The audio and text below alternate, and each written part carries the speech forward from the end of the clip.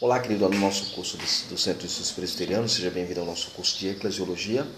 Como nós falamos na aula passada, nós vamos continuar estudando sobre Eclesiologia e nesse ponto nós vamos estudar o governo da igreja e o culto cristão. É importante entender isso porque o culto cristão está debaixo da autoridade dos oficiais já estabelecidos da igreja e debaixo da autoridade suprema da palavra de Deus. Então, quando nós estudamos a questão do culto cristão, eu não vou entrar na questão do PRC, do persegulador do culto, não vou entrar em questões que dizem respeito ao culto cristão dentro de uma confessionalidade mais estrita e também dentro de uma discussão mais litúrgica. Eu vou trabalhar culto cristão e o governo da igreja mostrando as propriedades daquilo que o governo local, de uma igreja local, tem e a responsabilidade que esse governo tem em relação ao culto, à adoração a Deus e algumas outras questões relacionadas ao culto cristão. Ok? Então nos compete agora discutir nesta hora a relação que há entre o culto cristão e o governo eclesiástico, ou seja, a relação deles é mútua, não pode ser de todo excluído, não pode ser de todo esquecido, de todo negligenciado, não. Deve ser entendido que o culto cristão ele está debaixo da autoridade constituída das autoridades eclesiásticas estabelecidas ora na igreja a despeito de qualquer agremiação eclesiástica. Seja você congregacionalista, seja você episcopal, seja você presbiteriano ou erastiano, não importa qual segmento de governo eclesiástico você siga, você precisa observar o culto cristão à luz desses oficiais ou do governo da igreja comum, de forma geral, né? Muito bem, então eu preciso considerar em primeiro plano a questão da pregação da palavra. O que significa isto? O governo da igreja e a relação desse governo com a pregação da palavra. Veja. Compete ao presbítero docente, ou ao líder, ao pastor, aquele que governa a igreja, seja ele o docente que ensina e prega a palavra de Deus no sistema presbiteriano, seja o bispo no sistema episcopal, seja o pastor no sistema congregacionalista ou o diácono, não importa. Cabe especificamente ao pastor da igreja a tarefa da pregação da palavra de Deus. Isso é muito claro no texto que nós podemos observar em 1 Timóteo, capítulo 5, verso 17.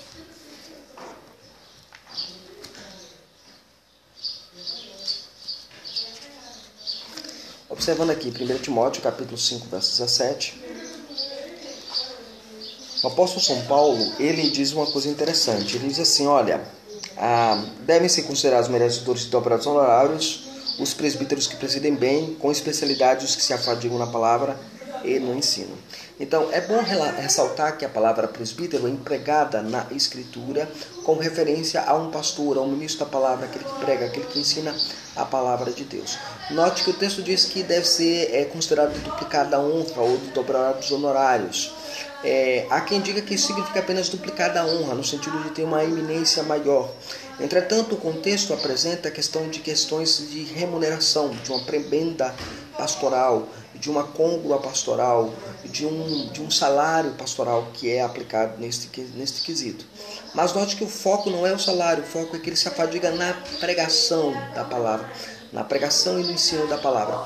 Quando ele se afadiga, aqui se afadiga com especialidade, se afadiga na palavra e no ensino. Quando ele diz na palavra, ele está dizendo assim, na pregação, no ensino da palavra, naquilo que a palavra é colocada. Então, no culto público, há uma necessidade de você entender que apenas e somente apenas aquele que é chamado para o ministério da palavra, esse deve pregar na igreja.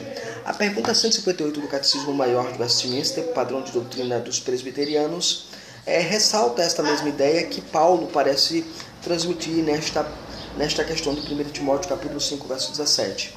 Na pergunta 158 do Catecismo Maior,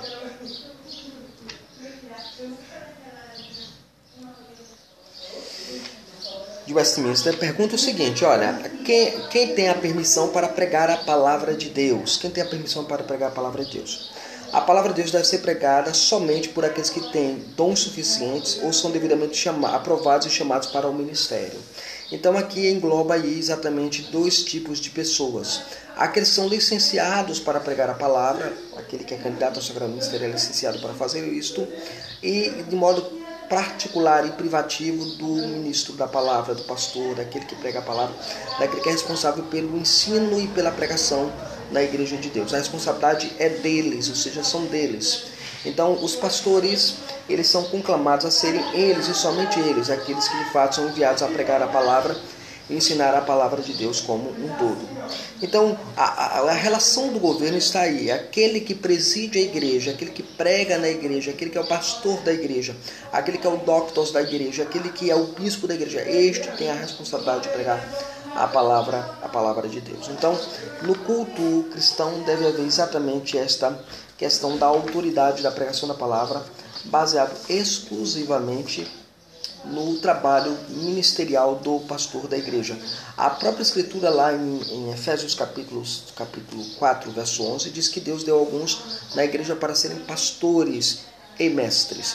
Então, quando os pastores e mestres, alguns manuscritos colocam lá pastores e mestres, né? E outros manuscritos colocam um hífen lá, pastores mestres. Aos que defendem que sejam pastores mestres, exatamente para entender que esta função de pregar, de ensinar, de colocar a palavra na igreja, compete ao pastor da igreja, ok? Segundo lugar, consideremos a questão dos sacramentos no culto público e o governo eclesiástico. Quando a gente estuda a natureza dos sacramentos, a importância dos sacramentos ou ordenanças, como algumas igrejas também empregam a nomenclatura, vale salientar que compete ao presbítero docente, novamente ao pastor, a administração destes sacramentos.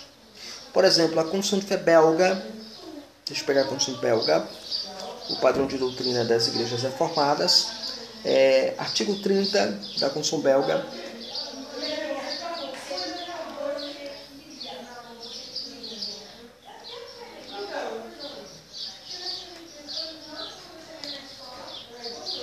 aqui, artigo 30, do governo da igreja, aqui, ó, governo da igreja, tá? Do governo da igreja. Vejamos aqui o que diz do governo da igreja. Cremos que a verdadeira igreja deve ser governada conforme a ordem espiritual que nosso Senhor Jesus nos ensinou na sua palavra. Deve haver ministros ou pastores para pregarem a palavra de Deus e administrar os sacramentos. Então, quem prega a palavra e quem administra os sacramentos são os pastores, ou aqueles que têm a eminência e a responsabilidade de fazê-lo são os pastores, aqui nesse caso, né?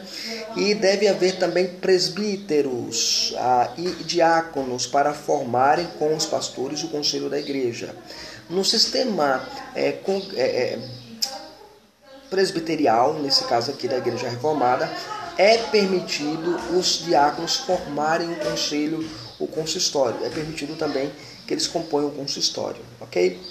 Para formarem com os pastores do conselho da igreja. Assim, eles devem manter a verdadeira religião e fazer que a verdadeira doutrina seja propagada e que os transgressores sejam castigados e contidos de modo espiritual e que os pobres e aflitos recebam ajuda e consolação conforme eles necessitam. Então, eu tenho aqui uma declaração de uma confissão de fé antiga da igreja cristã reformada, dizendo-nos, ensinando-nos que é a tarefa exclusiva do ministro da palavra a pregação e o ensino da palavra na congregação local, na igreja local, ok? Esse é um aspecto que a gente precisa sempre considerar como um todo, ok? Muito bem, nessa questão de sacramentos, eu tenho dois sacramentos, como nós falamos, o batismo e a ceia do Senhor. Na Confissão belga e nos catecismos nos ensinam que os sacramentos, o batismo e a ceia e a pregação da palavra pertence ao ministro da palavra, é tão natural, por exemplo, você pegar Mateus capítulo 26, versos 26 a 28, onde Cristo institui a ceia e transfere isso para os ministros da palavra e tudo mais, ok? E também 1 Coríntios capítulo 11, versos de 23 a 32, apresentam-nos a perspectiva de que estes sacramentos também devem ser ministrados na igreja através dos ministros oficialmente ordenados na igreja de Cristo Jesus.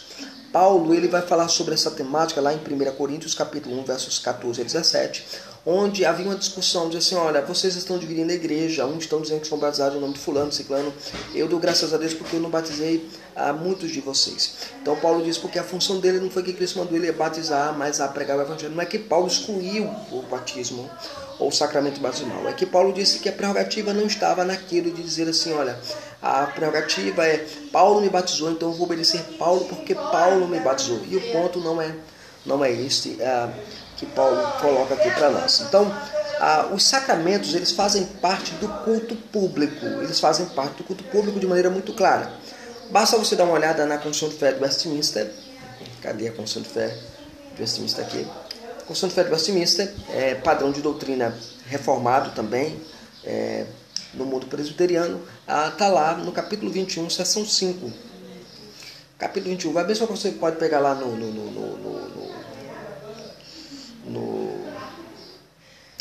Confissão de Fé Batista, Londrina, nas outras confissões de fé, né?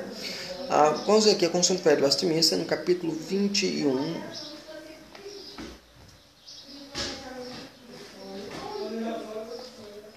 seção 5.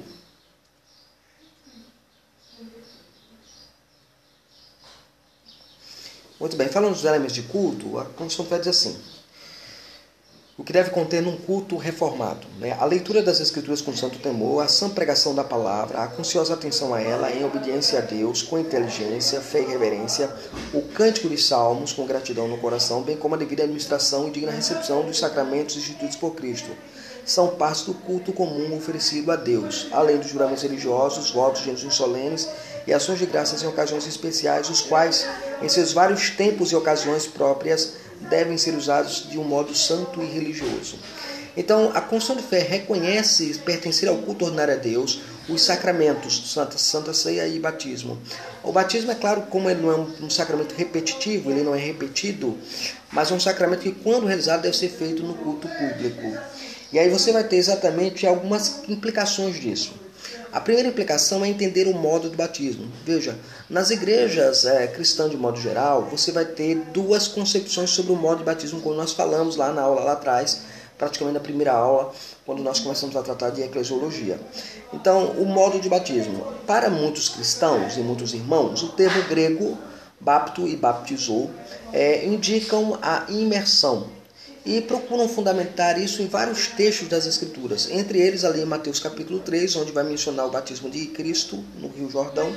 Se Cristo foi batizado no rio, certamente, segundo o entendimento dos imersionistas, foi por imersão. E também o texto lá de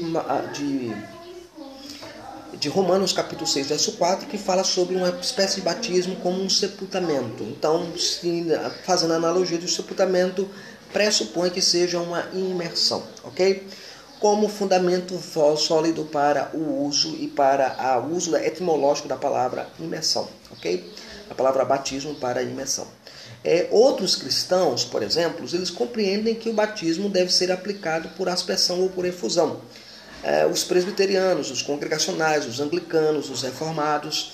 Então, de modo geral, eles entendem que o batismo deve ser feito por aspersão ou efusão, né? A Confissão de Fé de Westminster, tratando dessa questão do sacramento do batismo, ela vai dizer que não é necessário imergir o candidato em água, mas o batismo é corretamente administrado sob a aspersão ou derramando a água sobre o batizado. Então, é exatamente isso que você tem que entender, né? A Confissão de Fé, quando coloca isto, ela nos coloca dizendo assim que não é necessário fazer a imersão, mas o batismo é corretamente administrado derramando água sobre o batizado ou por aspersão, como é colocado lá na Confissão de Fé de Westminster. Entretanto, quando você considera isso na Escritura, sobre a discussão entre imersão e aspersão, nós já vimos os imersionistas onde eles fundamentam a sua argumentação. Os aspersionistas fundamentam, por exemplo, em Atos capítulo 2, verso 41, questionando como poderia ser o batismo ali feito de 3.000 pessoas sendo por imersão. Eles pressupõem que ali esteja falando da aspersão. Atos capítulo 10, versos 46 e 47, né? Esse texto é bem interessante porque é um texto muito, muito controverso também, né? Atos 10, 46 e 47, diz assim: pois ouvindo falar em línguas, agradecendo a Deus, então perguntaram a Pedro: porventura pode alguém recusar a água para que não sejam batizados estes que, assim como nós, receberam o Espírito Santo? Então, se pressupõe aqui que no ato dessa família de Cornélio ter sido batizada naquele momento, é um batismo provavelmente por aspersão no entendimento dos aspersionistas. E aí você vai ter Atos 16, verso 33, 1 Coríntios capítulo 10, verso 2. Esse de 1 Coríntios capítulo 10, verso 2 é mais um argumento da palavra etimológica, né? O uso de bato e batizou, a palavra batismos que aparece lá, né? Sendo batizado na nuvem como em Moisés. Como é que você é mergulhado na nuvem se significa apenas o batismo, ou seja, imersão? Então é mais argumentativo essa citação textual, está nas confissões de fé que subscrevem o modo de batismo como aspersão, ok? Muito bem. E aí eu vou ter agora também outra discussão, também dentro disso, os sujeitos do batismo. Nessa questão dos sujeitos de batismo, nós pretendemos colocar para vocês algumas coisas. Há igrejas que professam o chamado credobatismo, batismo só dos que são capazes de exercerem a fé. Isso é chamado de credobatista, ou pessoas que acreditam que o batismo é apenas para adultos. E fundamentam essa argumentação deles em Marcos capítulo 16, verso 15. Né? Marcos 16, verso 15, o autor sagrado diz assim: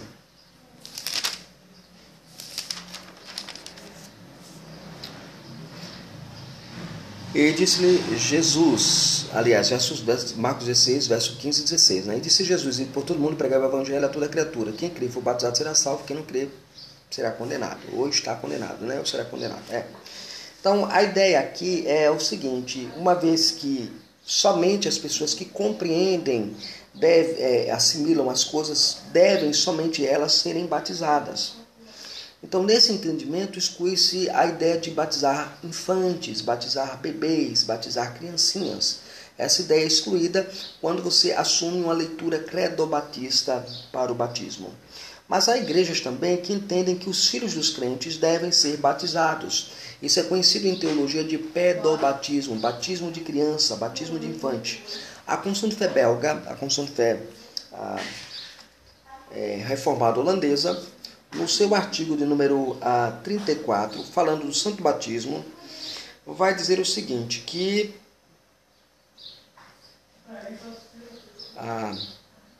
o batismo também deve ser aplicado às criancinhas aqui. Ele diz assim: Cristo, de fato, derramou seu sangue para lavar igualmente os filhos dos fiéis e os adultos. Por isso, as crianças devem receber o sinal e o sacramento da obra de Cristo, que era a obra que Cristo fez para elas, como o Senhor outrora determinara na lei que elas participassem pouco depois do nascimento do sacramento e do sofrimento e da morte de Cristo mediante a oferta de um cordeiro, que era um sacramento de Jesus Cristo. Além disso, o batismo tem para os nossos filhos o mesmo efeito que a circuncisão tinha para o povo judeu. É por essa razão que o apóstolo Paulo proclama que o batismo que Paulo chama o batismo de circuncisão de Cristo. Está lá, Colossenses capítulo 2, verso 11.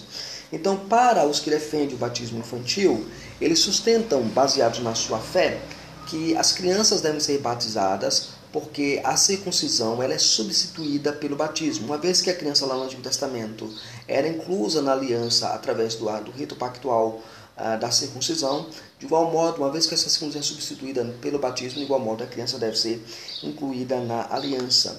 Mais uma vez, a Confissão de Fé de Westminster, o Catecismo Maior de Westminster, o Catecismo Maior, na pergunta 166,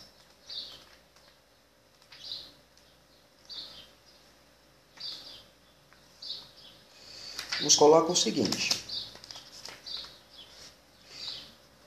a quem deve ser administrado o batismo? O batismo não deve ser administrado aos que estão fora da igreja visível, ou seja, não deve ser administrado aos descrentes, e assim estranhos aos pactos da promessa, enquanto não professarem sua fé em Cristo e obediência a Ele. Porém, as crianças cujos pais de um só professam a fé, cujos pais ou um só deles professem a fé em Cristo e obediência a Ele, estão, quanto a isso, dentro do pacto e devem ser batizadas. Então, no entendimento do Catecismo Maior de Westminster, padrão de doutrina do mundo presbiteriano, sugere e indica que as crianças devem ser batizadas porque estão incluídas na doutrina da aliança. É um outro argumento que é usado. Elas estão dentro da doutrina da aliança. A aliança recebe um sinal de selo visível, que neste caso é a circuncisão, e uma vez que se argumenta que o selo da fé é o batismo, e contrapartida lá em Romanos capítulo 4, verso 11, nos diz que a circuncisão era o selo da fé, e um selo da fé era aplicado a uma criancinha, logo os que batizam crianças sustentam que a criança deve ser batizada com base nisso. Atos capítulo 2, versos 38 e 39, quando Pedro levanta lá para discutir sobre a questão do sermão, alguém pergunta assim: o que faremos nós? Aí Pedro responde: quer um de vós seja batizado, se arrepende, seja batizado para a remissão de pecados, pois para vós outros é a promessa e também para os vossos filhos. Ao colocar isso, os pedobatistas entendem que esse texto faz referência a um batismo também para infantes, para os filhos dos crentes. Ok? Muito bem, seguimos agora para a Santa Ceia, que é um outro elemento que está presente no culto, e o governo eclesiástico também deve estar atento a este tipo de sacramento. Como nós vemos, há muita segurança em relação a preparar alguém para o batismo, mas pouca questão em relação à Santa Ceia. Esse sacramento deve ser considerado, aqui nesse caso, a gente já viu as visões, né? Então não vou repetir isso aqui com vocês, mas o que nós vamos considerar aqui é a frequência desse sacramento, a sua realização. Há igrejas, por exemplo, que quanto à frequência e quanto ao dia, né? Há igrejas que pressupõem, que estabelecem como dia de Santa Ceia a quarta-feira. Então a pessoa se reúne na quarta-feira e celebra a ceia às portas fechadas. Algumas igrejas evangélicas têm esta perspectiva, desse entendimento. Outros recomendam para que seja feito no sábado, essa ceia seja feita no sábado. Estou falando de igrejas evangélicas, não estou falando da seita adventista, estou falando de igrejas evangélicas, tá? Então, o ponto aqui é que reservam um dia de sábado para realizar a ceia. Há outros também que realizam apenas essa celebração uma vez no mês, no primeiro domingo em cada mês, segundo domingo em cada mês, terceiro domingo em cada mês. Então, uma única vez no mês é feito o elemento da Eucaristia na prática da vida da igreja.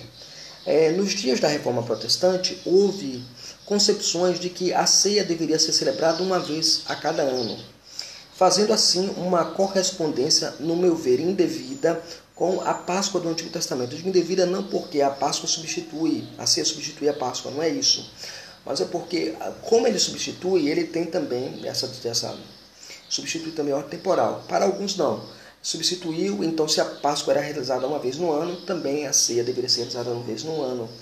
Essa foi uma concepção que nasceu dentro da igreja reformada, de modo particular da igreja zwingliana. Mas também houve outros também que celebravam a Santa Ceia 4 vezes ao ano, a cada 3 meses uma ceia. Essa é uma prática muito comum nas igrejas reformadas de tradição continental. Então as igrejas reformadas, geralmente da tradição continental holandesa, também celebram a ceia a cada 3 meses. Isso é um ponto de vista que muitos deles sustentam. Também a Santa Ceia, para Calvino, mas Calvino, entendia que a Santa Ceia deveria ser feita no culto público dominicalmente. E o modelo que ele segue é o modelo do Novo Testamento, seguindo o modelo de Atos. A Confissão de Fé de Westminster nos lembra, no capítulo 25, 21 da Confissão de Fé, seção 5, como nós lemos, dos elementos de culto, que deve ser ministrado no culto ordinário a Deus. Atos capítulo 20, verso 7, nos coloca dentro do cenário de culto, diz que no primeiro dia da semana estávamos reunidos com o fim de partir o pão. Então, a celebração eucarística da Santa Ceia sempre foi feita no primeiro dia da semana. Então, dominicalmente, a igreja se reunia para celebrar e partir o pão. Celebrar e partir o pão. Então, aprender a palavra e partir o pão. Então, se você ler Atos capítulo 20, versos de 7 em diante, você verá um culto litúrgico com Eucaristia. E era algo rotineiro na vida da igreja. Tanto é que Paulo vai dizer isso em 1 Coríntios capítulo 11, verso 20. Quando vós os reunis, não é a Santa Ceia que vocês comais, porque eles estavam profanando a ceia do Senhor. Então, todos os domingos, pressupõe que ali todos os domingos havia a ceia do Senhor. Basta você ler o livro do Jack von Almer, O Culto Cristão, Teologia e Prática, publicado pela AST. Então, no governo da igreja, é necessário entender que os sacramentos pertencem à esfera do culto. Ok? Esta foi a nossa aula de hoje sobre governo eclesiástico, tratando sobre o governo eclesiástico e o culto cristão. E assim nós encerramos a nossa pequena série sobre eclesiologia. Foram conceitos rápidos, ligeiros e preparatórios, introdutórios, para que você se mergulhe e se aprofunde mais nessas questões. Deus abençoe e Deus estenda graça sobre a vida de vocês.